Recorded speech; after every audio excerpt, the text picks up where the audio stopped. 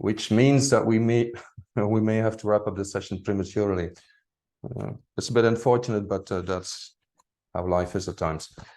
I would like to thank once again Chris and all the other presenters of today, because it's been a very interesting session that we had on machine learning earlier, and also on the new food systems policy. So indeed, this has been a fabulous session, a fabulous third edition of the Food Environment Research Network, and there's certainly scope for more interaction, more knowledge exchange. I would say I think there's a need to build, a need to strengthen a community of any existing communities of practice, reach out between the different networks. I know, Silva, you're doing an amazing job by already reaching out, working with the réseau, with the Francophone networks.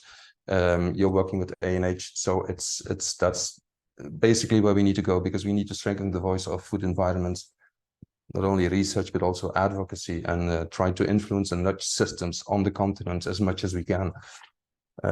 Especially if you want to go the extra mile and engage with the big corporate players in forums like what Greg said, the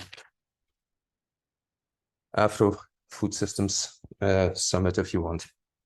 But that is definitely the way to go, and we can only do so when we have enough evidence to support our arguments, and which is why even more so the importance of this network and similar networks, where we share our knowledge in a body of evidence and we talk about it, and we also identify gaps for capacity development, for the needs. So please, if anybody feels the need or wants to share any thoughts or comments related to what is the need that you feel in terms of capacity building, what are the current gaps in knowledge and skills related to food environment research, stakeholder engagements, knowledge translation, anything we can think and build around that, and develop a few webinars. There's a few more webinars planned for next year. So please, I would urge you to stay tuned for more, and yes, indeed, look out for more mails from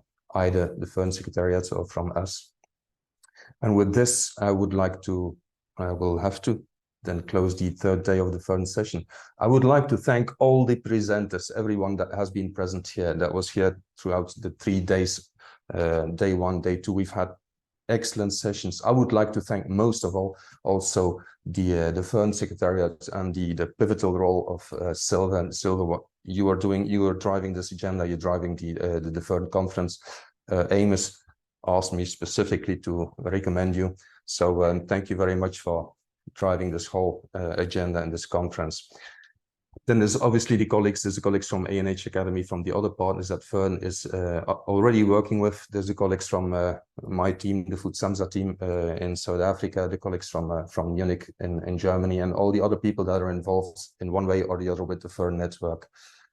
Thank you very much for being with us. Thank you so much for sharing your thoughts, for posting comments, for raising your voice, and very much looking forward to continuing this body of work, and hoping to see you again next year, if that is right. With this, I think we can close the session and close the day, and say thanks everyone, and it was great having you, and let's keep in touch.